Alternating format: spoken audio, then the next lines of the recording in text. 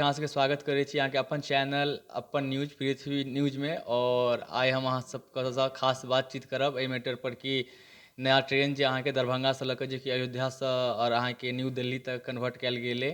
ओ ट्रेनके नाम अइ अहाँके अमृत भारत, जे कि अहाँके चालू हैत एखन दरभंगासँ। ओहिके काल्हि रेल मंत्री आयल छलथि न्यू दिल्ली स्टेशनपर, अश्विनी वैष्णव जी। तऽ हुनका अहाँके हम बहुत बहुत धन्यवाद करै छी, कियाकि हम अहाँके आइसँ लगभग बुझियौ तऽ एक सप्ताह पहिले हम आयल छलहुँ हेँ बिहारसँ। तऽ बिहारसँ आबैमे एतेक दिक्कतके सामना करऽ पड़ै छै यात्री सबके। मतलब जतेक ट्रेन अवेलेबल हेबाक चाही ओतेक ट्रेन नहि छै। मतलब आदमी सब सीट मतलब टिकट कटेबै छथिन, लेकिन टिकट वएह वेटिंगमे जाइ छै, पैसा लागै छै, लेकिन हुनका दिक्कत अति बाथरूममे जाकऽ बैसल रहै छथिन।